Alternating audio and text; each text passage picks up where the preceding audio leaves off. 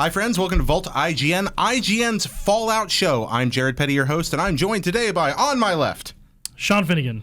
On his left, Three Dog. No, it's Brandon Graber, sorry. Brandon Graber. And across the table, hi, I'm Miranda Sanchez. it is Miranda Sanchez, and we are here today to talk about Fallout 4. Holy crap, Fallout 4 is actually only a few days away.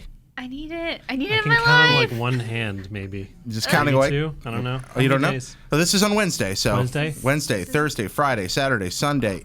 If you were a mutant and you had 2 more fingers, I'll just put my hand on this nuke, and eventually I'll have more hands. you irradiate yourself. Yeah, this nuke's a lot Over of the fun. course of many years, you will get maybe an extra finger. Just wait a I'll little also bit. live forever.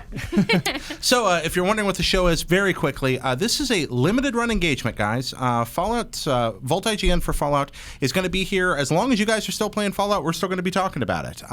This is a kind of an experiment for us, a limited run show. Think of it as a boutique BBC series. So, if you're a fan of Sherlock, we're going to come along for a season, love do some. Sherlock. You love Sherlock? I love it. Let's do a Sherlock podcast. Absolutely, I'm a fan of that.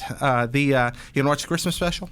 Yeah. Yeah, Sean, do you watch Sherlock? I hope Nope. we're as good as Sherlock. What's that? I hope we're as good as Sherlock. We're going to be 7 points greater than Sherlock. Gonna have some twists. And turns. Yeah. Absolutely. And Mysteries. definitely better than the last episode of the last season. We're going to shoot for better than that. Yeah. Although the way Finnegan's looking at me, I'm not sure if that's actually happening yet. We'll see. So I would have no way of knowing. I hear that show's good. It is, but it's I have really- not yet seen it. So the Benedict Cumberbatch. I mean, I know that he is I like heard a he's big pretty deal. hot. Yeah. Isn't Yeah. the guy who plays Bilbo Baggins also in No, that he was show? Smaug. No, that's No. his partner. No, that's what I mean. But he's yeah. also in the show, right? Yeah, he's also I in the forget show. his name. Yeah, So he's Dr. Watson. So it's literally Smaug and the Hobbit not the solving character, the solving actor. adventures. Oh, Oh, okay. well, I just want to see that. Give me a dragon and a hobbit like solving mysteries. A Dragon and the Hobbit. I would watch that show, definitely. Maybe this show could become that. But instead, let's talk about Fallout. So, guys, once again, limited engagement Fallout show. Thank you so much for tuning in. Perhaps we should get to it. Also, this week, it's all pre-release talk. Next week, join us for talking about a game we've actually played. Woo! Yay. Okay. So, jumping right in, ye old topic number 1 for the day. What do we want to see new in Fallout 4? And we've played Fallout games before here. What are we hoping will be different about Fallout? What are you looking for in Fallout 4 that's changed from the previous ones? Now, So- yeah, go ahead. Just jump right in. They've already shown it. Happy Home Designer from Fallout. So I am so excited. Like, they showed that at E3 and I was just almost crying in the room. I was just like, oh my god, this is the best day. I'm going to design an amazing town and everyone's going to live and the radios are going to explode in chunks. It's going to be great. So you're talking about like the Fallout Minecraft thing, Yeah, right? so designing your own town and like kind of fortifying it against raiders and any onslaught kind of things. I think that's an amazing addition. I've always wanted to kind of customize my home. Like, you could buy homes in Fallout 3, and I did that, and you get to buy, themes for it, but I wanted more. Like, I was like, oh, well, I found this cool item on the wasteland. I'm going to put it in my room. Just doesn't really do it justice. I was crying from a wiki's perspective of having to catalog all that crafting. I don't know about you, but I'm also very excited for the crafting parts. I mean, just being able to build whatever I want. Like, I want to see like the craziest thing I can make. I want like a giant tower 80 stories high with turrets all over it and neon lights and just attract zombies and just shoot them all down. That'd be fun. What about you, Sean? Yeah, I mean, I've never really been into the crafting as much as other people have, but the idea of like claiming a part of the world as my own is something that's super cool, because in Fallout 3, you didn't really have your own space as much as you had just like a house or like an apartment thing. Like, I forget what the name of the tower that I lived in was. Tenpenny? Tenpenny. There you go. Tenpenny It was Tower. like Pennyworth. No, that's the wrong thing. But Pennywise, perhaps? Yeah, I had a little apartment in there, a little condo, and it was super cool because I realized on my second playthrough that like if you don't. Spoiler alert for Fallout 3, which was what year? 2008? There will be spoilers for all previous Fallout games. So- Not for Fallout 4. You don't have to worry about spoilers. You have for the that option game. to detonate the nuclear bomb that is in the middle of Megaton, and if you do, you're rewarded with a really nice, posh, like, apartment. Ding, ding, ding, ding. And if you don't do that, you can, like, get a place in Megaton, which is kind of a hole in the ground. It's all right. I mean, nice you get a little shack. You can decorate it with like Western theme. There's a mattress. It's you know. cozy, Yes. is what the Cozy and description falling of the apart. apartment is there. But yeah, like Typical the- San Francisco apartment. Yeah, basically. But the idea where I of live like, claiming a part of the world as my own, and then like seeing it kind of rise based on how much effort I put into it and kind of like designing it to my own wills and like to my own ends, that sounds super cool. And I can see myself losing a lot of time into a mechanic like that. Oh, you guys are super domestic. I love that kind of stuff too. I love any kind of crafting system that allows me to control the environment around me and manipulate it, change terrain, deform, build.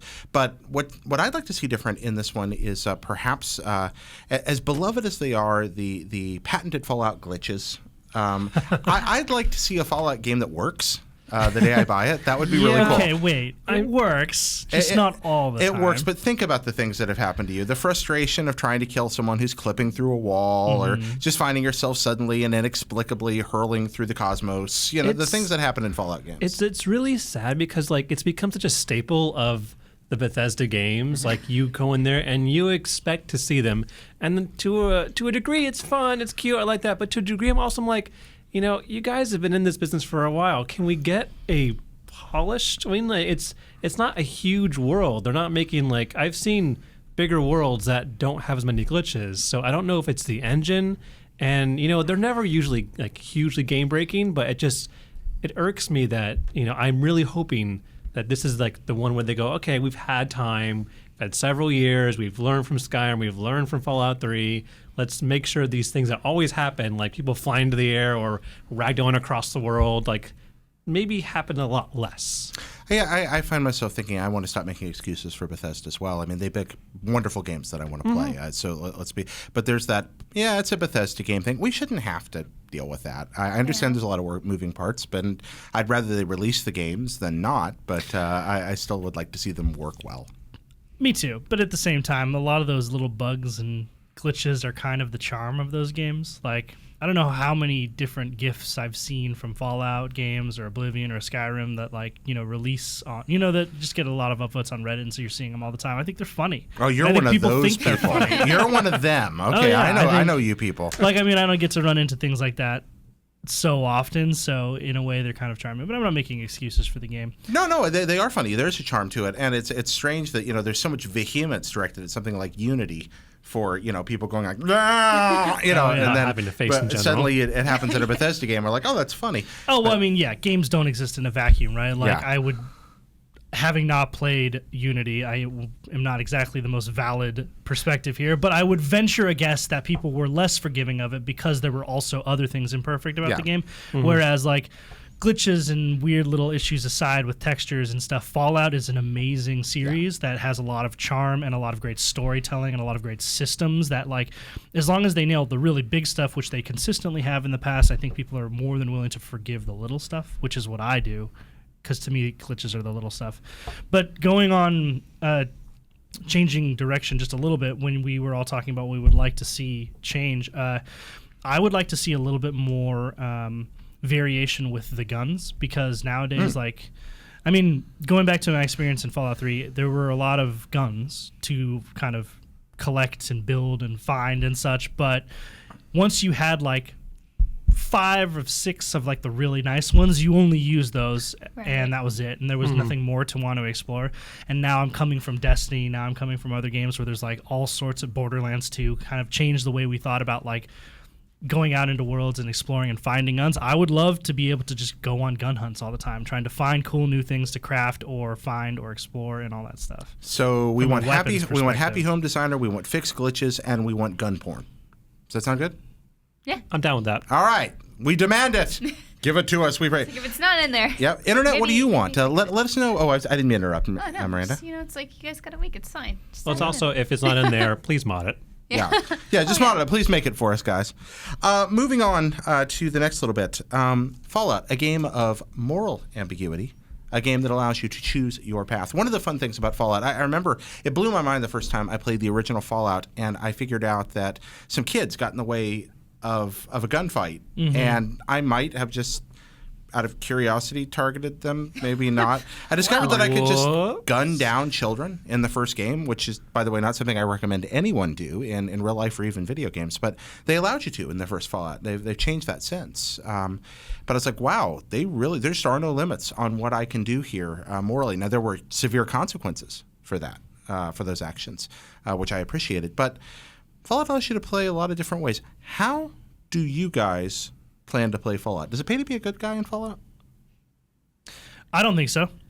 I remember like everything good about my first playthrough as a bad guy in Fallout 3 was because I was bad. Like I was richer, I had more resources, I could just take what I wanted without a second thought. I had a way nicer apartment because I decided to destroy an entire town by detonating a nuclear bomb. It was awesome. So you were a megaton killer then. You took out megaton. Yeah. Well, yeah, I had that brief moment where I was like, I'm going to be killing all of these people. And then I was like, all of those people are idiots anyway. Like, they live in a hole. Like, we would be better off without them. So you're pure Rick Grimes in Alexandria. You're just, I mean, anything for the cause, man. Like, that's the thing is, I live in a wasteland. Like, the world is not this nice, like, black and white, like, you can be good or evil. It's like, you kind of to make it better. Yeah, and that's the thing is like my first playthrough in Fallout 3, I was like, I'm gonna do everything terribly, but I was there was this opposition because I also wanted to help my father achieve his goal with the water, and it's like hard to resist because he's Liam Neeson and he's so charming, and I'm just like, yes, Father, I want to help you. Also, at the same time, I'm gonna kill all of these people. It was just like a little bit contradictory, but no, I mean, because I try so hard to be a good person in real life, video games are like my outlet for being a total jerk. And so that is what I like to do in these games, and that is how I'm going to play it, at least the first time. Quick aside there's nothing worse than having a disappointed Liam Neeson dad. Oh, yeah. See, that's the thing is like I'm so disappointed in you. So I'm like, no, Liam Neeson. No, Liam Neeson. Who would be the worst dad to be disappointed by? Like, I mean, Liam Neeson's close to the top of the list, right? I don't know. I think like if like John Malkovich just looked at you like also Han Solo. Like, no, but he's always angry angry and be like, sad. oh, jeez. That's screwed up. Yeah. Maybe like... I don't know. You threw me off. I had an idea there. If Bruce Willis was disappointed in me, I'd be really sad. I'd be a really sad lady. You just look at you like, I'm Michael Caine would be a hard man to disappoint. Oh, yeah, that would be difficult. Yeah. Just have him just start crying from like the Dark Knight. Yeah. And then suddenly he goes all Michael Caine and like get Carter and just like rips your eyeballs out. We know next to nothing about this game, on account of it not being out yet. But are we past the point where a Liam Neeson or a Michael Caine can appear as a main character in a video game like this? They do have. There's always. There's been a kind of a not all games, but a lot of them had that surprise cameo. Like Sean Bean was in Oblivion, and they had Liam Neeson, and I think there was somebody else in one of the other games, and it was like they weren't expressly like. Patrick Stewart also was the king in Oblivion. Just like they aren't always like advertised. It's not like one of like those big like Beyond Two Souls where it's like William Dafoe and Ellen Page is themselves. It's like no, just kind of like they're in there, but they're not the main focus of the game. Yeah. So I would like to see someone like really cool just come in. I think Hawking would be awesome. Just running it, even if he's playing Stephen Hawking. Yeah, Stephen Hawking. I think he'd be an amazing cameo in a Fallout game. Like if you just ran into some dude that has whether it be a computer or a synthetic of some kind that speaks that way, I think it'd be awesome if you played. Or he's now attached to like a monster truck. Yeah. He's like a warlord. Time to rule. Oh, speaking of morality, back to your morality thing. I think the big part is like who blew up Megaton. That's a big point of morality there. Like I blew up Megaton. I didn't do it until I was done with everything else. See, I made a mistake. You cannot collect all of the bobbleheads I couldn't collect all of the bobbleheads because I blew up Megaton, not knowing that there was a bobblehead there. That's why. And so I was always short one bobblehead. That was your penalty for murdering thousands. My style was jerk-ass thief who didn't obviously kill everybody, but I didn't help everybody either. So I wanted to get the most out of doing all the quests and getting rewards. But if that also meant that I would just go in their house later and steal everything, that was fine with me. So you were like narcissistic. Yeah, I was in it for the personal gain. Pragmatic narcissistic. Yeah, didn't always kill people, but I did take my share. You were like a Malcolm Reynolds / Han Solo character. Not a murderer, but not a great guy. Yeah, I like that Malcolm Reynolds. So you're Mal Reynolds. moments. You're like Lord Humongous in hockey armor and spikes. What about you, Miranda? So first time through, I was an angel, of course. No, but yeah, I did a good playthrough. I mean, you want to help people. They're just trying to live. They're trying to live like you. That's what I'm trying to do. Yeah, but you can help And they're them too. impeding on my If you ability to help do them, so. They can help you, and you can get all the bobbleheads. So, it pays to be good sometimes. You get extra bobblehead if you're good. Yeah, but it's like heaven. But then I started another save, and I blew up Megaton. So Just to see what would happen. yeah, and I wanted a nice apartment. So But it really is a nice apartment. Okay, so good, evil. self-absorbed, Sure. which is possibly the root of all evil. I mean, Yep. really, come down to it. Yeah, I'm a good guy. I'm nice. I just. We would have never guessed that. Yeah, So I would love to there's see Jared being a jerk to someone, even in a I was game. about to say the same thing about Miranda. It's hard for me to imagine her doing the terrible things Oh no, I did. I've seen her in the game. laughing maniacally when she's people playing laugh. games. I don't know. I curse terrifying. a lot with shooters, so Yeah. She I get does. really violent. Yeah, I share a desk with Miranda, and I just hear over the other side because I can't see over the little wall. And just profanities just come arcing over the top of it a few times a day. Yeah, so it happens. Just you gotta make me mad enough. Yeah. So altogether, what about you guys? Anybody listening? Let us know where you can tweet at Vault_IGN or at any one of our Twitters. Let us know your morality, good guy or bad guy in Fallout. We'd love to find out. Moving on to our next little point here. Let's talk about, now we don't know all that much about the world, but what are we going to do on day one, guys? When you pop into Fallout, when you emerge from that vault, we know it's Vault 111, right? You come out, we know we're in the Boston area. What do you really want to do first? I'm gonna find that dog. You want to find that dog? I want the dog. Oh yeah, there you go. Get that dog. Yeah, okay. Do you like dogs in games or dogs in life or just dogs in all I things? love dogs in games, but I understand that they'll probably die at some point. Best dog in the game. I can't even think There's of this any one- besides the Call of Duty one. Yeah. Well, that's a good one. Call of Duty dog. Oh, I'm the most not. That important is one. not my vote Okay, though. Rush. Just clarification. Mine's gosh. between Rush and from Mega Man and Dog from Dragon Age. Isn't Rush not real? I Isn't call he a him robot Dogface. though? No, I call him Barkspawn. You called him Barkspawn? Yeah. Okay, that's really good. I don't And think you I was win. the only one, but yeah, it was a Okay, great name. Barkspawn. That's really good. What'd you say, Sean? Isn't Rush not really a dog though? He's a robot. Get A out. robot dog. What about Get Dog the out. Robot? Just from saying. Robot Half-Life 2. dog. Robot dog. What about Okay. Dog the Robot from Half-Life 2? He Oh. was a robot who acted like a that's dog. true. Oh, you're right. Miranda, you looking one up? You looking a dog up Yeah, here? I'm looking up a dog. Okay, I she's- want to make sure Just his like name's right. Best dogs in video Best games. dogs in video games. Yep. So there we Go are. to IGN's list. While Miranda's looking that up, I let's. know it. Okay, what is it? Missile from Ghost Trick. That is my favorite dog. Oh, the Ghost he's Trick cute. dog. Oh Yep. my gosh, I forgot all Little about. Pomeranian. Yeah. Super cute. Okay, that's Ghost Trick, by the way. I've been played it really good. So going back to this, what you want to do first in Fallout is find the dog. Yeah. Okay, why do you want to find the dog, Miranda? What Good you gonna- companion. Like it won't talk back to you. You know. Also, dogs have You no don't know morality that. compass. They're dogs. They're just like, you want to kill someone? I'm just a dog. I don't care. Give me a Yeah, treat. he'll just help you out. It's You loyal don't to know you. that it won't talk back to you. This is a nuclear wasteland. This is true. It We could have never- evolved Well, there's that whole in boy. Well, very no, strange ways. I mean, the Yeah. boy and his dog thing. You know, have you ever read that story? Yeah, with they had the brain. right? Yeah, right. And the dog can talk. You know, There's through, that. psionically, can he? Right? Yeah, I He's, think so. Telepathically. Or can Scooby Doo? So you're gonna go find the dog immediately. Yeah. What are you guys gonna do? I'm gonna let the game tell me what I should do. With games like these, I really like the idea of. I mean, the way I tend to play them is I'm a story guy first, so I like to just go and do the first quest and kind of like let it absorb me in the world. Because like as much as I like Fallout systems and kind of all these neat little side quests, like without a main goal in mind or without thinking of myself as the protagonist of a story, I have a hard time getting involved in like the world building. Okay. Even if it's really good. So even though it's a big open world, you like to let the story kind of mold you and Oh, ground you beforehand. Absolutely. Like I said, most of the time, with a few exceptions, when it comes to open world games, if you drop me in in an open world game, and they say and tell me you can do anything, I will do nothing. Like just sit there. Lie that down and is, cry. yeah. Like I don't play GTA for those reasons. I only played like 20 hours of Skyrim, although I did play like hundreds of hours of Oblivion. But the only other game that fits that mold is Fallout 3, which again I was super invested in the story and like how the world came to be, what the sort of conspiracy behind the government was, and like who the president was, and whether or not this Brotherhood was in league with them. Like all of those things kind of pointed me down. Pointing me in different directions that allowed me to discover the side quests and stuff that made the game awesome. And I feel like without that, then it all is nonsense to me. So I'm going to go do the first quest, figure out what's sense. happening in the world, you I know? like that. So Yeah. finding a dog, doing a first quest. I have always been, will be an explorer.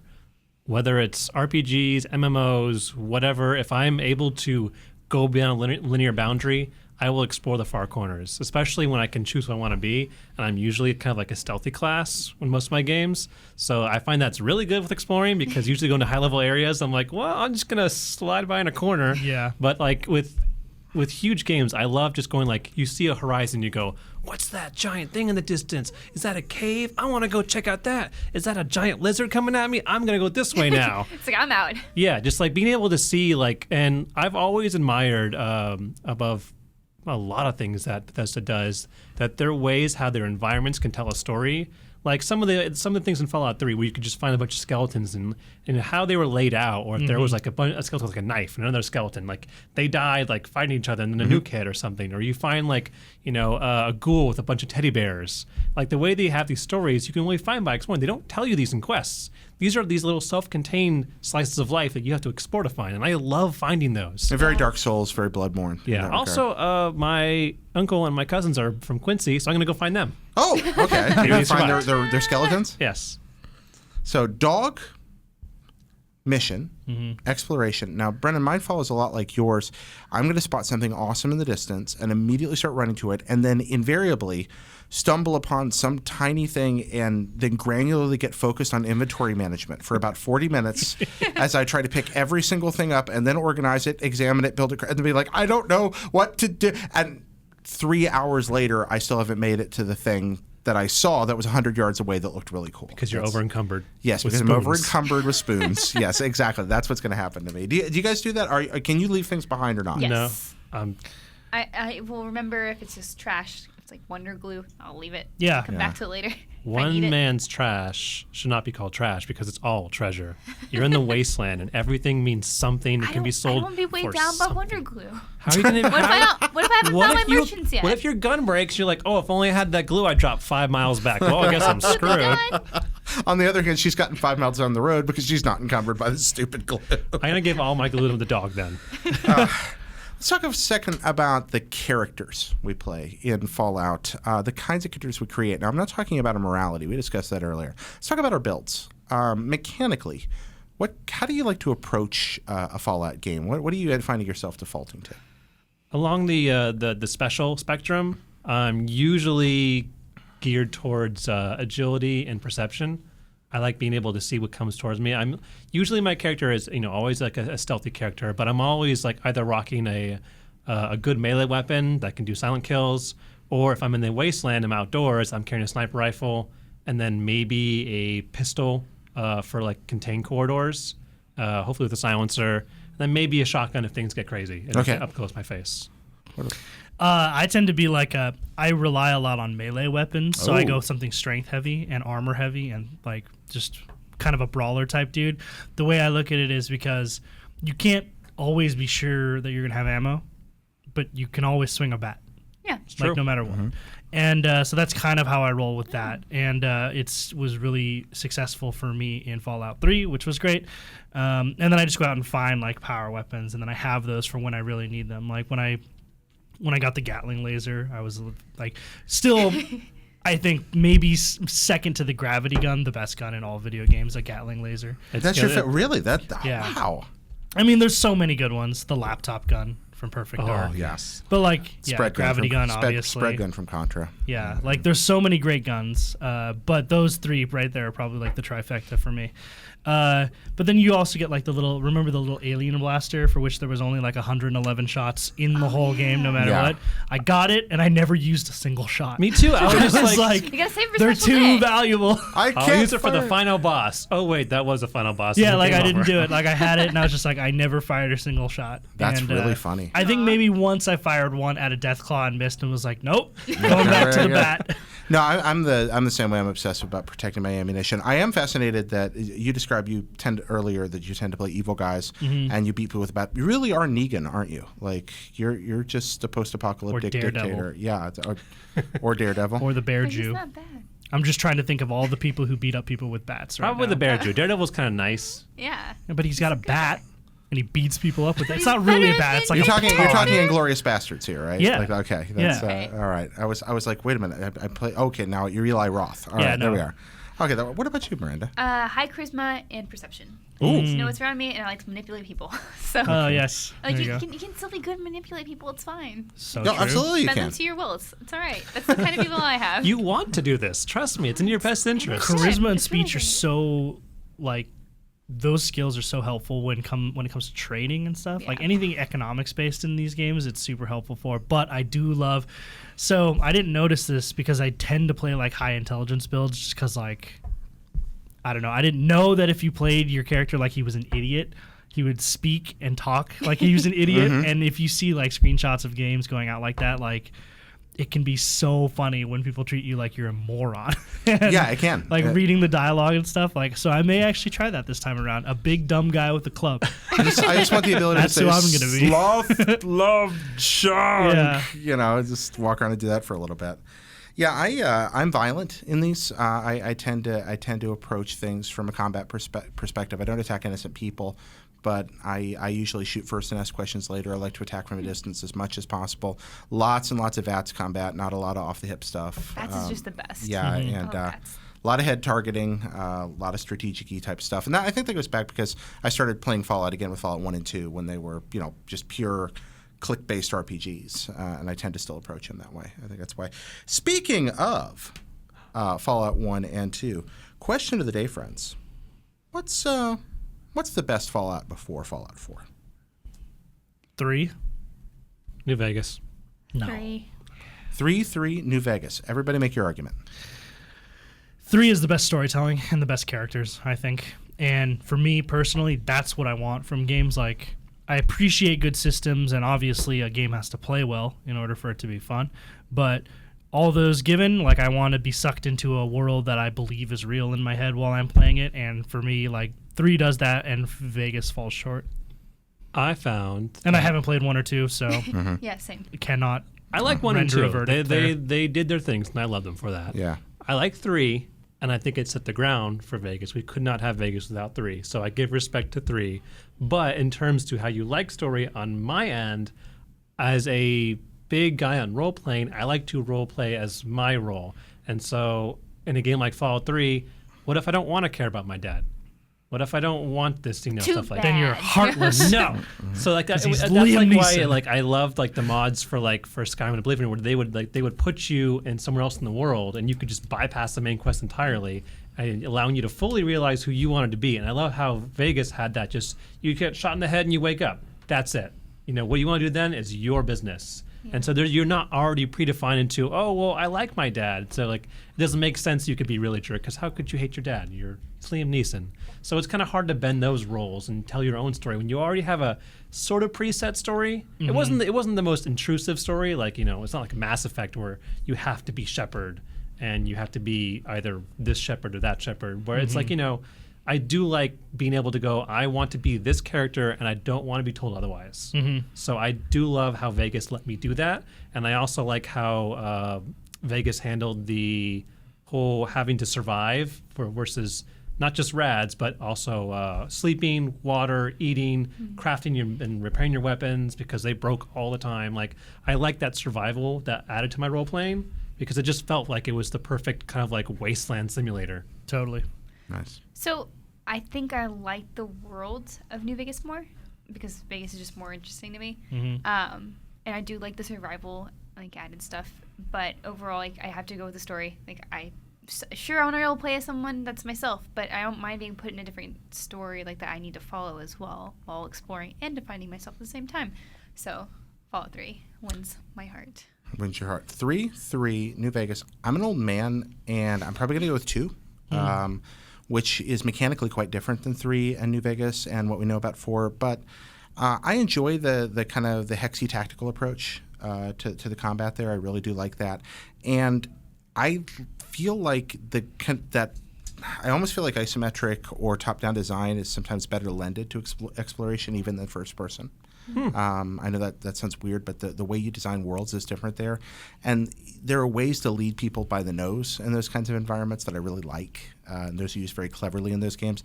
Also, there's just a certain kind of, because it's more abstracted, the grittiness comes through maybe a little more. The more real something looks, the less your imagination fills in the blanks. Fallout and Fallout 2 feel like radio plays. Where my mind is filling, because it's just this little gritty little sprite. I'm kind of filling in the feel and the look and the sound of it all, and I like that aspect of it. Not to take anything away from 3 and New Vegas, which are both fascinating games. 2 also had a really charming dialogue and writing. Oh, the writing, yeah, the writing in all of them's good, but Yeah. I feel like the writing in 2 is probably the best. And there's some good enough writing in places and better in others in the games, but I do think writing in 2 is really good, and I like some of the Easter eggy stuff in 1 and 2 as well.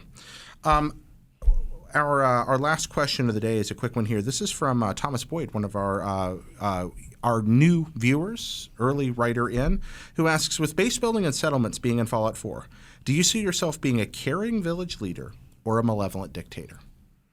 Ooh. Which will you be, guys? It all depends on. Do we know the situation with like townsfolk? Like, can I run? Will it just We don't know be how all me? this works yet. Let's assume that you have some control over your community.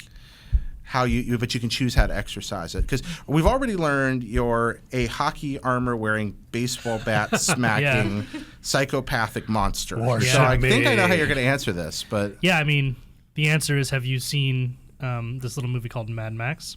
I think I would be not Immortan Joe, but the other dude from Gastown. That dude. Okay, what Yeah. is his name? I I forget. don't know. Okay, Gastown Joe. Gaston Joe. Gastown Joe. Yeah, malevolent leader for sure. Just because I don't know. I philosophically, I would say I think it's easier to rule through fear than it is through respect, and just I don't know. It'd be easier for me to make decisions that way. Okay, what about you, Brennan? If I'm going off of how I usually put my characters, then I'm not going to be the most charismatic person. So I feel like I'm also not going to be like, an outright dictator. So what I feel like is I would set up a summon and go like, hey guys, come over and just settle your stuff and make resources, and I will take some of those, and then I Or will go all to of my own those. little private quarters in some other settlement that's just my place. Nah. No one else is allowed. I'm closer to you. Like I actually, as much as Mother Base ate my life in Metal Gear 5, and I'm just like, no more. I'm going to come in here, I'm going to trade with you people, and I'm going off my own little corner, and I explore the world. I am done managing languages and quarantines. Yeah. I am done. I'm happy to construct a settlement, an ideal place, but I'm not going to run it for everybody. Yeah. I'll get them started, and they'll just like give me some of the profit from whatever you do, and I'll be over there and like cool town. Right now, I'm Population me. saying that, but I'm going to end up getting bitten by the XCOM bug, where I spent more time in my base than I did on the battlefield, because I love sim stuff, and I'm actually probably going to get sucked into this. Sim stuff is so fun. I think I'm gonna be generally nice, but if there is an annoying person living in my town, they're gonna get a crap house. So, See, you're That's- sweet. Like you'd still give him a house. but I'm selectively sweet. I'd hit him in the head with a bat. I may build an isolation chamber where I send people I don't like. Just like you just stay in this room. There's no door. Sorry. you give me a lip, bye. you want the pit. Yeah. Well, thanks for that, guys. I also need to give props. Our question about character creation came from Derek on Twitter, and I forgot to give him credit for that. So thank you, Derek. Thanks, Derek. I'm new at this. Please forgive me. I don't know how to run a show. So yeah, You're doing great, Jared. Well, that's very kind of you. Thank you. I appreciate the emotional support. And I appreciate you doing this today, guys. This will be our first episode. Next week, the game is actually going to be out. Holy crap! Gonna have some war stories to swap. We're gonna, and that's gonna be a part of this show is war stories. So by the time you see this next week, you may just have started playing the game, but we want to hear your war stories. So send them to Volt_IGN on Twitter or tweet at one of us. I am Petty Jared on Twitter, and I hope that you will follow, engage, chat, at all, etc. with me. What about you, Miranda? I'm at Havoc Rose. You can send me cat pictures. Oh, I cat like them. pictures. Okay. I am. Oh God, this is difficult. You're right. I'm Finnegan. Sean Finnegan is I'm Finnegan on Twitter. Follow me at I'm Change Finnegan. that. Yeah, I know it's Figure it getting Is it terrible. IAM or IM? The letters I then M, so I'm Finnegan. I'm Finnegan. Okay. Yes. At Raga_Fraga, and I'm also Batman. And you're Batman. Are you just Batman on Twitter or just I'm Batman? in Batman general? on all places. Okay, I'm Batman. Let's just never I'm the ever right get tired of saying it. Batman. All right, so anyway, guys, thank you so much for watching. Send us your questions for next week. Let us know what you want us to talk about on the show. Let us know your war stories and experiences. Keep an eye out for IGN Vault Let's Plays. We're probably going to do some stuff on Twitter. We got all kinds of exciting things in store for you. Thank you so much for joining us today, and we're out.